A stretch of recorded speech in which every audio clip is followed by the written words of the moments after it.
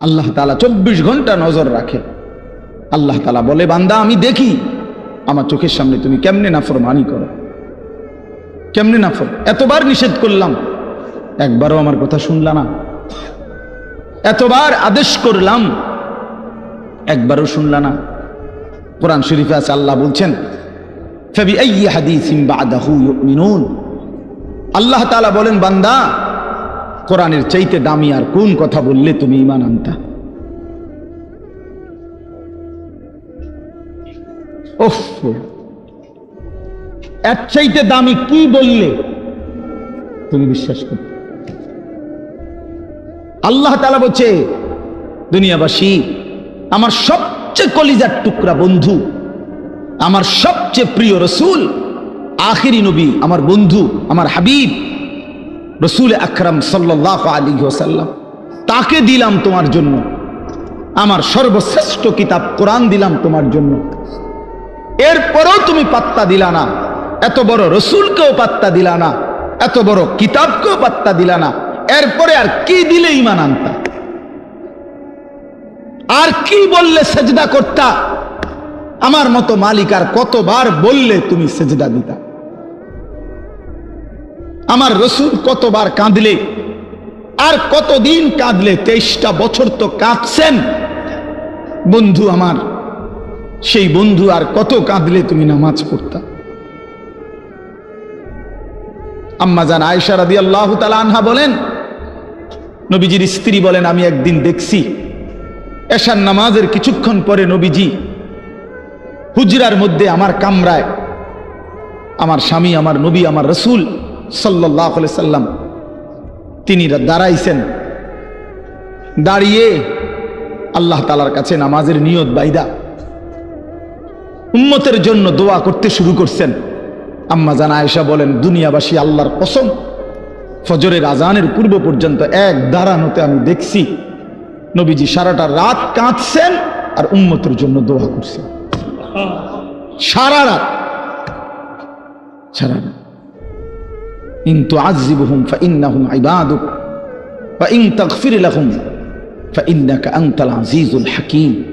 এই দোয়াটা করছে, আল্লাহ আমার উম্মত আপনার বান্দা, আপনি বানাইছেন, যারে আপনি বানাইছেন তারে আপনি চাইলেই শাস্তি দিতে পারেন, এটা তো আমি জানি। আপনি শাস্তি দিলে আপনারে বাধা দিবে কে? কারণ আপনার গোলাম, আপনার বান্দা, আপনি বানিয়েছেন, আপনি মনিব, আপনি মালিক। কিন্তু ওয়া ইন তাগফির লাহুম, ওফ, নবীজি বলেন, আল্লাহ কিন্তু এই বন্ধুর দিকে তাকাইয়া, আপনি তো আমারে খুব ভালোবাসেন, আমার দিকে তাকাইয়া যদি আমার উম্মতরে মাফ করে দেন, তাইলে আপনার বাধা দিবে কে?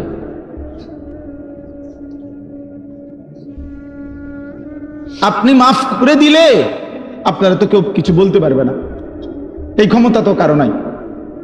আপনি তো চাইলে মাফই করে দিতে পারেন, তো দেন না মাফ করে। এইভাবে কাঁদছেন মিয়া সাহেব, এইভাবে কাঁদছেন। রাতেও মনে পড়ে না, দিনেও মনে পড়ে না, বছরের পর বছর, দিনের পর দিন, কোনো দিন আল্লাহর কথা মনে পড়ে না, রাসূলুল্লাহ সাল্লাল্লাহু আলাইহি সাল্লামের সুন্নাতের অনুসরণ করা মনে করে না। কেমনে পার হইবেন বাপ? হ্যাঁ, এত বছর দাড়ি কাইটা আখিরাতে পার হইবেন কেমনে? 30 বছর সুদ খাইয়া আখিরাতে পার হইবেন কেমনে? হ্যাঁ, কোনদিন ফজরের নামাজ পড়েন না, আখিরাতে পার হইবেন কেমনে? আপনার বিবি কোনোদিনও পর্দা করে না, এই বোন পার হবে কেমনে? 30 বছর ধরে প্রতিদিন আপনার ঘরে রঙিন টেলিভিশন চলে, আপনার বিবি বাচ্চারা নাচ গান নর্তকীর ছবি নাটক সিনেমা দেখে, মুক্তি পাইবেন কেমনে বাবা? বলেন, সবাই বলেন, ফিকির করেন, ভেবে দেখেন। কি বুঝাই দিবেন আল্লাহকে? কি বুঝাই দিবেন রাসূলুল্লাহ সাল্লাল্লাহু আলাইহি সাল্লাম? নবীজি কিছুই জিজ্ঞেস করবে না? কি মনে করেন আপনারা এমনি সবাই সুপারিশ করবে মানে কি? কিছুই জিজ্ঞাইতো না, কোনো কাগজপত্র কিছুই দেখবে না নাকি? কথা বলেন না তো। তাইলে রাসূলুল্লাহ সাল্লাল্লাহু আলাইহি সাল্লাম সুপারিশ করবে মানে কি? মানে কোনো কথা নাই, শুধু আপনি গিয়ে দাঁড়াইবেন আর আমরা ব্যস্ত বুঝ দিয়ে লাগবে নাকি? তো তাহলে হিসাব করলো কেন? ডান কাদের বাম কাদের ফেরেশতা লিখলো কেন? আমলনামা তৈরি হইলো কেন? মিজানের পাল্লায় ওজন হবে কেন? হাসরের ময়দান বিচারের ময়দান বলা হইলো কেন? বুঝেন নাই কথা? তো এজন্য এটা অনুভব করা উচিত। রাসূলুল্লাহ সাল্লাল্লাহু আলাইহি সাল্লাম সরাসরি তাফসিরে আছে, আমরা পড়ছি বাবা। আল্লাহ তাআলা যেদিন নবীকে বলছেন, বন্ধু আপনার সামনে আমি আপনার উম্মতের আমলনামা খুলব, এই কথা নবী যখন শুনছেন, আল্লাহ নবী সাল্লাল্লাহু আলাইহি সাল্লাম অঝরে কাঁদছেন। কেন কাঁদছেন? মুহাদ্দিসিনে কেরাম বলে, নবীজি চিন্তা করছে, ভাবতেছিলেন, হায় আমার উম্মতের আমলনামা যদি আমার সামনে খুলে আর আমি যদি দেখি পৃষ্ঠার পর পৃষ্ঠা গুনাহ নাফরমানি, আমি সেই চেহারা আমার মালিকের সামনে কেমনে দেখাবো? আমি কেমনে বলবো সর্বশ্রেষ্ঠ নবীর উম্মত এমন নাফরমান কেমনে হয়? বুঝেন নাই? এজন্য বিষয়টারে এত তামসা মনে করেন না। রাসূলুল্লাহ সাল্লাল্লাহু আলাইহি সাল্লামের ভালোবাসা আপনার জায়গা থেকে আপনি বুঝে নিয়েন। আপনি যেই তরিকাতে আছেন, আপনি তরিকা লইয়া আমার টানাটানি নাই, আপনার পিসাব লইয়া আমার টানাটানি নাই, আপনার দরবার নিয়ে আমার টানাটানি নাই। আপনার যেমনি হোক, আমি আপনি সবাই মিলে চলেন, ফিকির করি কেমনে আখিরাতের মুক্তি মিলবে। জান্নাতের অনেক দরজা, জান্নাতের দরজা একটা না, অনেক দরজা।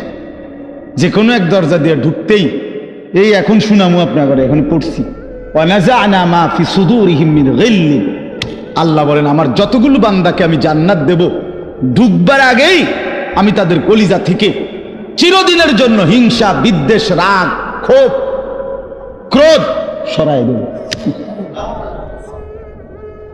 ইখওয়ানান, সবাইরে ভাই ভাই বানায় দেব। আলা সুরুরিম মুতাকাবিলিন, সমস্ত জান্নাতি পরস্পর পরস্পরের মুখোমুখি হয়ে আনন্দ আর ফুর্তিতে মজে থাকবে।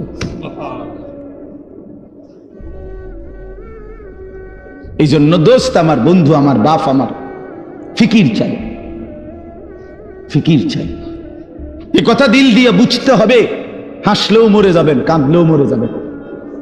শরীর সুস্থ থাকলেও একদিন মৃত্যু হবে, রোগ সুখে পড়লেও মৃত্যু হবে। রাজপ্রাসাদ আর অট্টালিকাতে যে রাত কাটায় সেও মরে যাবে, কুড়ে ঘরে আর ফকির সেও একদিন কবরে চলে যাবে। নাকি বলেন? বলেন সবাই বলেন। আমরা সবাই যেতে হবে কিনা বলেন?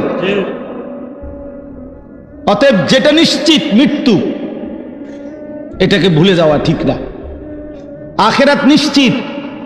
কোরআনুল কারীমের মধ্যে আল্লাহ বলছে, ওয়াবিল আখিরাতি হুম ইউকিনুন, মুমিন তাকে বলে, মুত্তাকি তাকে বলে, জান্নাতি বান্দা তাকে বলে, মুসলমান তাকে বলে।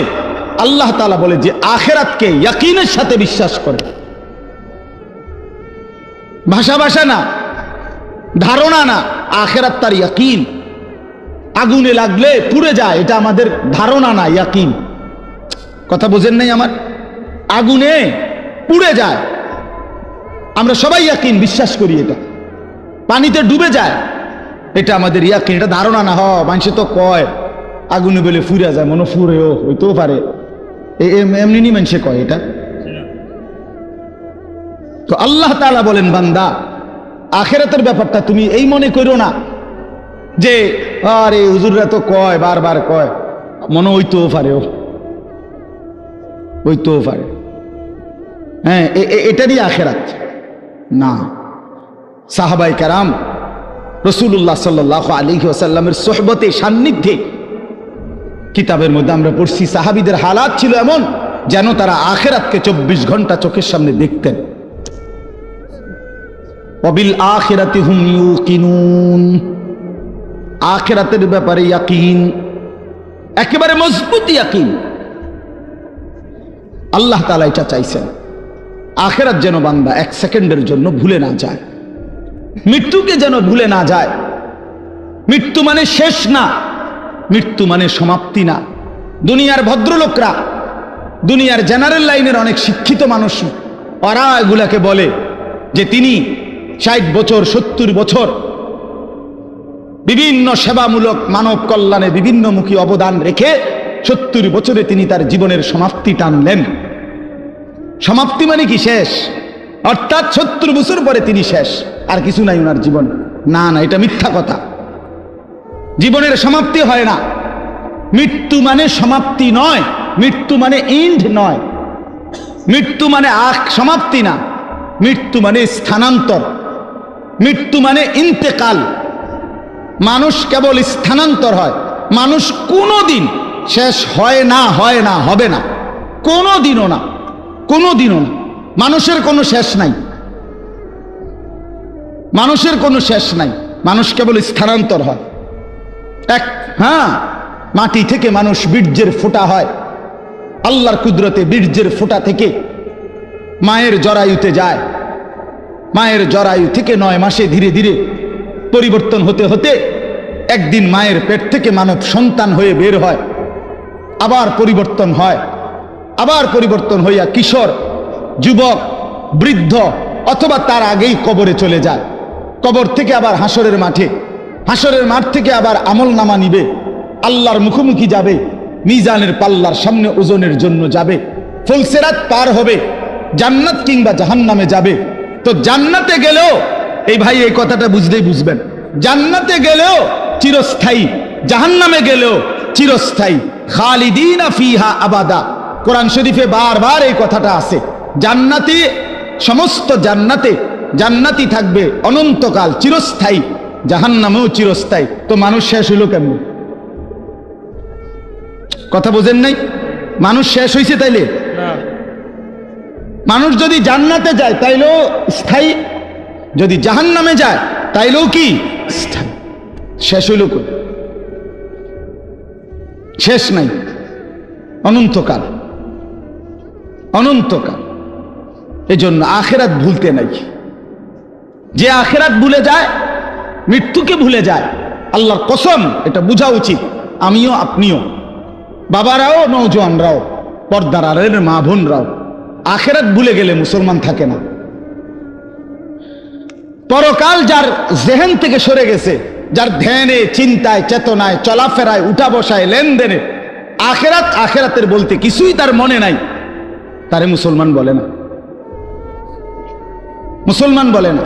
পৃথিবীর আর কোন ধর্মাবলম্বীদের কাছে আখিরাতের ব্যাপারে স্পষ্ট কোনো ধারণা নাই। হিন্দু ধর্মের অনুসারী যারা, তারা মনে করে মৃত্যুর পরে মানুষ আবার পুনর্জন্ম হয়, জন্মান্তর হিন্দু ধর্মের একটা গুরুত্বপূর্ণ বিশ্বাস তাদের। আবার পুনরায় জন্ম হয়। প্রথম জন্মে যদি সে ভালো কাজ করে, পরের জন্মে আপনার বড়, তাদের উত্তম মানুষ, তাদের ধর্মে যারা মনে তাদের মতো হয়ে আসে। আর যদি প্রথম জন্মে মন্দ কাজ করে, পরের জন্মে বিভিন্ন জীব জন্তু কীট পতঙ্গের মতো হইয়া জন্ম নেয়। এইটা তাদের বিশ্বাস। ইয়াহুদি ধর্ম যারা, ইয়াহুদি, ওই যে ইসরায়েলের যে কুত্তারা মুসলমান মারে, ওই বেঈমানদের আকীদা হইল পরকালে যদি বিচার হয়, তাইলে আমাদের সর্বোচ্চ 40 দিন আমরা মুসা আলাইহিস সালামের কথা শুনি নাই, এই জন্য হয়তো 40 দিনে হালকা কিছু ফিটা টিটা দিতে পারে, এর বেশি দিবে না কাউরে। 41 দিনের দিন সব স্বর্গে চলে যাবে। হ্যাঁ হ্যাঁ, এটা কোরআন শরীফে আছে। এটা এইভাবে খ্রিস্টানদের আকীদা হইল, এই যে সারা পৃথিবীর যত খ্রিস্টান, ইউরোপের, তাদের কথা হইল আমরা পৃথিবীতে যত অপরাধই করি না কেন, আমাদের পরকালের সমস্ত অপরাধ মোচন করে আমাদেরকে স্বর্গে নিয়ে যাওয়ার জন্য আমাদের যেই ঈসা, আল্লাহর পুত্র, নাউজুবিল্লাহ, উনি সমস্ত পাপ নিজের কাঁধে তুলে নিয়ে আমাদেরকে স্বর্গ দিয়ে দেবেন। পাগলের কি পরিমাণ মাথা খারাপ! আমার এক হুজুরে বলতেন, আরে প্রথম মাথা খারাপ হইলে কয় পাগল, এরপরে আবার মাথা খারাপ হইল, কি করবে? তখন বলবে আর যে পাগলের মাথা খারাপ। প্রথম তো মাথা খারাপ হয়েছিল আর এই পাগল হয়েছে, এখন আবার কি হয়েছে? আগে তার সিট ছিল 3-4টা, অনসি পুরাডি ছিঁড়ে গেছে। এই ধরনের মাথা খারাপ এরা। তাইলে বিশ্বাস করেন ভাই, পৃথিবীর কারো কাছে কবর, হাসর, মিজান, আমলনামা, আল্লাহর মুখোমুখি দাঁড়ানো, মিজানের পাল্লায় ওজন হওয়া, ফুলসেরাত, জান্নাত জাহান্নাম, বিচার আচার হিসাব কিতাব, এগুলো নিয়ে স্বচ্ছ পবিত্র সঠিক বিশুদ্ধ ধারণা কারো কাছে নাই। একমাত্র আল্লাহর কোরআন, প্রিয় নবী সাল্লাল্লাহু আলাইহি ওয়াসাল্লামের হাদিস, এর মধ্যেই কবর, হাসর, আখিরাত, পরকালের সঠিক পূর্ণ বিবরণ আল্লাহ এবং তার রাসূল পেশ করেছেন। বলেন আলহামদুলিল্লাহ। আলহামদুলিল্লাহ। নবী সাল্লাল্লাহু আলাইহি সাল্লাম ভাইয়া ভাইয়া বলছে, আমরা হাদিসে পড়ছি, নবীজি সাল্লাল্লাহু আলাইহি ওয়াসাল্লাম জানাজা পড়তে গেছে। হযরত বারা ইবনে আযিব থেকে বর্ণিত, তিনি বলেন যে আমরা নবীজির সাথে এক সাহাবীর জানাজা পড়তে গেছি। তো যেখানে জানাজা হবে ওইখানে গিয়া দেখলো, নবীজি দেখলেন এখনো কবর খোঁড়া শেষ হয় নাই। বলেন মা ইয়ালহাদ, কবর খোঁড়া এখনো শেষ হয় নাই, তাহলে আরো সময় লাগবে 20-25 মিনিট, কথার কথা। তো এখন কবর খোঁড়া যদি শেষ না হয় তো জানাজা পড়বো কেমনে? কবর তো রেডি হয়েছে না এখন। তো নবীজি সাল্লাল্লাহু আলাইহি সাল্লাম সাথে সাথে ওইখানেই বসে গেছেন। সাহাবীরা গোল হয়ে চারদিকে বসছে, ওই যারা জানাজা পড়তে আসছিল। আল্লাহ নবী সাল্লাল্লাহু আলাইহি সাল্লাম হাতের মধ্যে একটা লাঠি, মানে কাঠি, এই ছোট মনে করেন একটা কাঠির মতো কিছু নিয়া নবী সাল্লাল্লাহু আলাইহি সাল্লাম মাথা নোয়াইয়া ওই মাটির মধ্যে কিছুক্ষণ এরকম আঁকা আঁকি করছেন। হযরত বারা সাহাবী বলেন, কোনো মানুষ চিন্তিত হইলে যেরকম নিজে নিজে যেরকম দাগ দেয়, মানে মনে করেন আপনি একটা কিছু গভীর চিন্তা করতেছেন, তো হাতের মধ্যে একটা চাবি আছে, দেখবে চাবিটারে সে ঘুরায়, অথবা একটা না একটা কিছু, মানে বোঝা যায় সে একটা কি আছে, চিন্তার মধ্যে আছে। তো সাহাবী বলেন যে ওই ছোট যে লাঠিটা, এটা এরকম দাগ দিতেছে, আঁক দিতেছে, আমরা বুঝতেছি যে গভীর কোনো চিন্তা করতেছে। এরপরে নবীজি বললেন সাহাবীদেরকে 3 বার, প্রথম বললেন ইস্তাইযু মিন আযাবিল কবর, সাহাবীরা আল্লাহর কাছে দিবানিশি কবরের আযাব থেকে পানাহ চাও, কবরের আযাব থেকে আল্লাহর কাছে মুক্তি চাও। 3 বার বলছে কথাটা।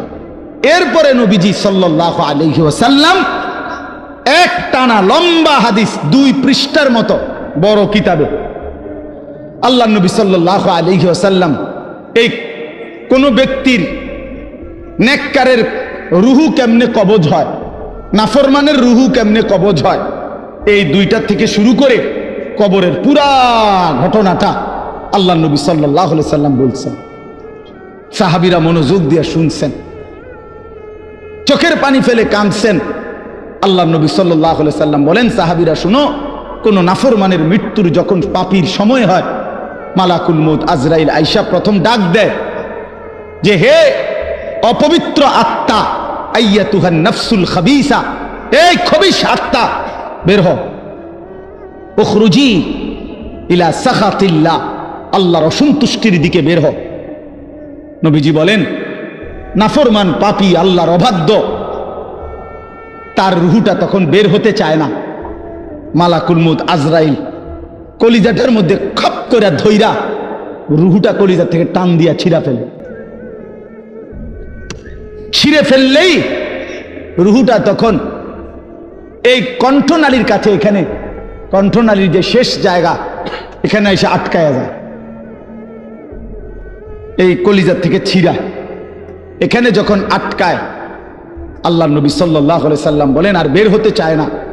আজরাইল তখন কোনো কিছুকে টাইনা হেসরাইয়া ছিঁড়া, টাইনা টুইনা হেসরাইয়া যেভাবে বের করে, মালাকুল মউত আজরাইল ওই নাফরমানের রুহুকে এইভাবে টাইনা হেসরাইয়া ছিঁড়া ফাইরা তারপরে বের করে, তারপরে বের করে।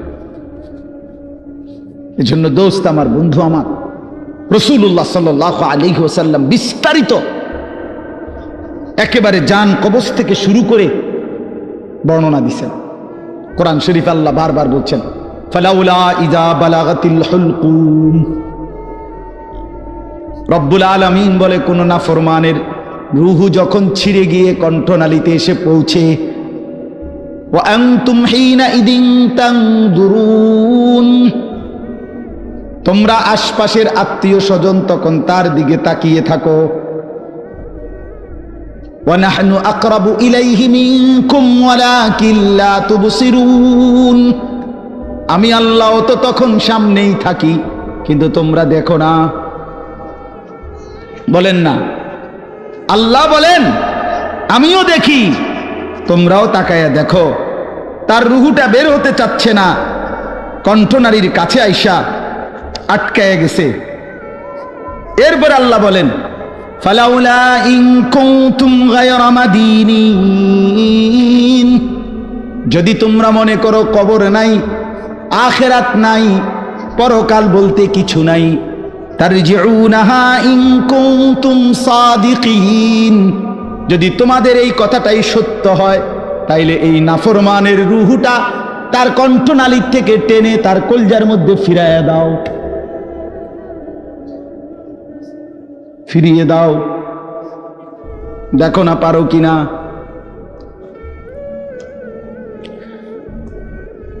তাহলে বলেন সম্ভব তখন? মানে কেউ পারবে তো তখন নাকি? কোরআন শরীফের জন্য আছে, আল্লাহ বলছে আউলা লাকা ফাআউলা সুম্মা আউলা লাকা ফাআউলা। আল্লাহ বলে, নাফরমান বান্দা মনে রেখো, তুমি 4 বার কষ্ট পাইবা, তুমি 4 বার যন্ত্রণা পাইবা, তুমি 4 বার আযাব পাইবা। আমি আল্লাহ বলে রাখলাম, আউলা লাকা ফাআউলা সুম্মা আউলা লাকা ফাআউলা। একবার জান কবজের সময় কষ্ট পাইবা, 2 নম্বরে কবরে কষ্ট পাইবা, 3 নম্বরে হাসরের ময়দানে কষ্ট পাইবা, 4 নম্বরে জাহান্নামে কষ্ট পাইবা, জাহান্নামে কষ্ট পাইবা। এই জন্য ভাই আমি আপনাদের কাছে এবার আসেন, যেই আয়াতগুলো পড়ছি এই আর অল্প একটু সময়, এই আয়াতগুলো রাতের 11:30 বাজে, চিন্তা করেন বাইরে, এরপরও মানুষ কথা, কি আকল কি দেমাগ, এরা থামবে কখন? চিন্তা করে, মানুষের বিবেক। রাতের 11:30 বাজে গেছে, এরপরও বাহিরে কিছু মানুষ, আরে বাবা তুমি আপনি ঘুমাইলেই তো ভালো।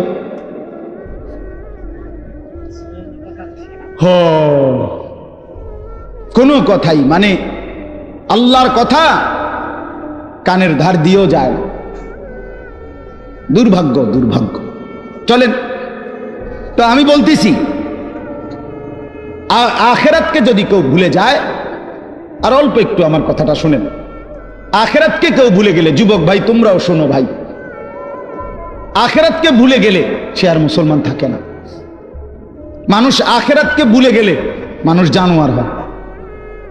দুনিয়ার কোনো আইন দিয়া, আরো কোনো আইন না, আরো পুলিশ র্যাব বিজিবি না, এর উর্ফে আরো 10টা বাহিনীও যদি পৃথিবীতে চালু করে, মানুষের থেকে মন্দ অভ্যাস, মানুষের গুনাহের প্রবণতা, মানুষের অপরাধের মানসিকতা কমবে না। মানুষ সুযোগ খুঁজে, দুনিয়ার এই আইন প্রশাসনের কাছ থেকে মানুষ ফাঁকফুক খুঁজে, আর কি কৌশল বাইর করে, কোনো না কোনো কৌশলে পুলিশে ফাঁকি দেয়, র্যাবকে ফাঁকি দেয়, বিজিবি ফাঁকি দেয়, মেম্বাররে ফাঁকি দেয়, চেয়ারম্যানরে ফাঁকি দেয়, বাবাকে ফাঁকি দেয়, মাকে ফাঁকি দেয়, কাউকে না কাউকে ফাঁকি দিয়া কোনো না কোনো বুদ্ধি বাহির কইরা সে অপরাধ করে। কিন্তু যার কলিজার ভিতরে আল্লাহর সামনে দাঁড়াইবার অনুভূতি, আখেরাত, পরকাল, নিজের বিচার, নিজের হিসাব, যে এ কথা দিল দিয়া বুঝে যে আমার 1 সেকেন্ড আল্লাহর আড়ালে না, আমার প্রতি নিঃশ্বাসের হিসাব দিতে হবে, প্রতি সেকেন্ডের হিসাব দিতে হবে, আল্লাহর কসম এই আখিরাতের বিশ্বাস যার কলিজায় যতটা মজবুত হয়ে বসে, তো ততটাই তার অপরাধ কমে যায়, আল্লাহর বন্দেগী বেড়ে যায়।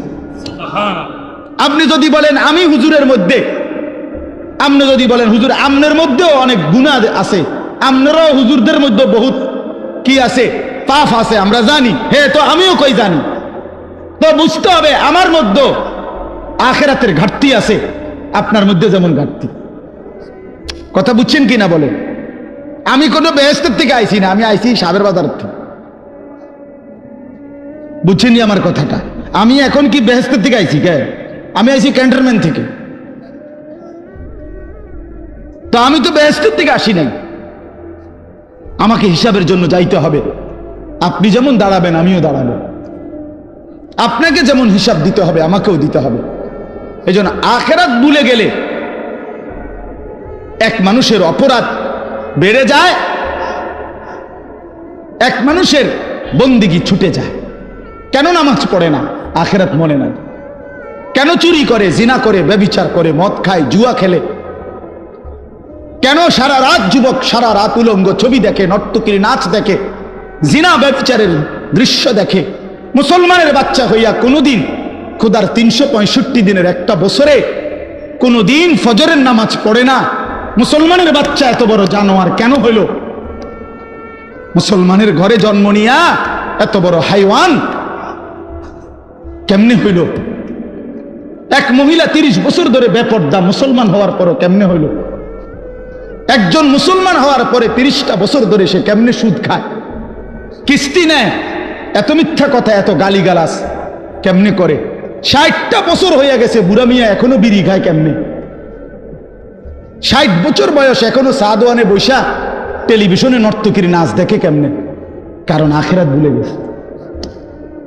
কি ভুলে গেছে বলেন না কেন? অথবা আখিরাত মনে আছে, তবে আখিরাতকে সামান্য কিছু মনে করছে। এই মনে ঘন্টা 2-1 একটা বিষয়, হয়তো 2টা থাপড় চটকনা দিয়া, বুঝেন না কথা? 2-1টা থাপ্পড় টাপ্পড় দিয়ে মনে কি করে দিব? ছেড়ে দিব। অথচ বিষয়টা তো এমন না। আল্লাহ তাআলা কোরআনে বলছে হাসরের ময়দানের একদিন এক এক দিন, প্রতিদিন এক এক দিন 50,000 বছর। কোরআন শরীফের আয়াত, এটা কোনো হুজুরের ব্যাখ্যা না, ডাইরেক্ট কোরআনের আয়াত। ফি ইয়াউমিন কানা মিকদারুহু 50,000 সানা, প্রতিদিন একদিন হাসরের ময়দানের 50,000 বছর। 50,000 বছর একটা প্রচন্ড গরমের জায়গার মধ্যে আপনারই যদি 4টা ঘন্টা 5টা ঘন্টা চারিদিকে কোনো দরজা নাই, জানালা নাই, পুরা গরমের মধ্যে এই প্রচন্ড গরমের সিজনে যদি বসায় রাখে 10টা ঘন্টা, আমি তো পাগল হয়ে যাব। আপনি তো গরমে পাগল হয়ে যাবেন। তো 50,000 বছর একদিনে মাথার উপরে সূর্যটা থাকলে দোস্ত আমার কি হবে অবস্থা? পায়ের নিচের জমিন তামার মতো হলে কি হবে?